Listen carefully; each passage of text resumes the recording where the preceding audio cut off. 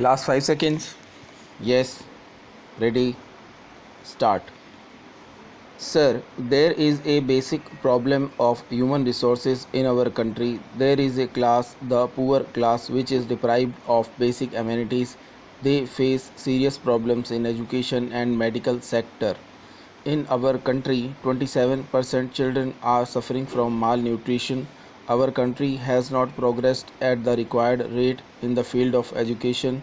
We had resolved on the day when our constitution came into being that we would arrange for free and compulsory education to the children up to one the age of 14 years within next 10 years, but even today we have been spending 6% of our budget on education and on development of other values relating to human resources. It is a matter of satisfaction that the Honorable Finance Minister has enhanced the budget allocation for education. It should be the responsibility of the government to provide compulsory and free primary education to all the children. The government has tried to make it more attractive by introducing the midday meal program. I am sorry to say that the food provided under this scheme does not contain nutritious value. Therefore, there is a need to provide nutritious food items under this scheme. Then there is a problem of price rise. The price of essential commodities have been skyrocketing. We should think over this fact. Sir, I would like to voice my deep sense of appreciation to the mover of this bill for the sensitivity and the concern that he has displayed in introducing this bill. This bill concerns the welfare and the well-being of the children of our country. I would also like to voice my appreciation to the other honorable members for the zeal with which they have participated in the deliberations. I have listened with rapt attention to the speeches made by all the honorable members.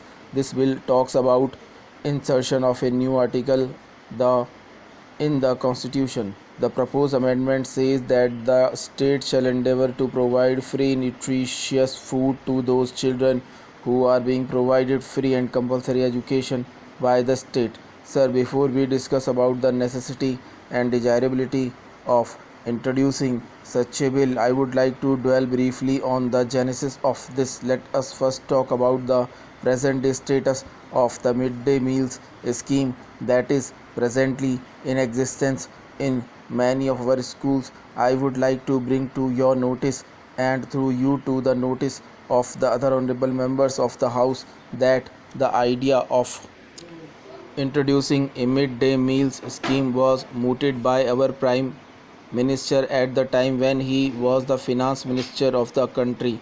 I may inform you that this idea was evolved long before, and we were also able to bring into operation a centrally sponsored scheme to boost universal primary education and also to improve the nutrition status of our children in the primary schools.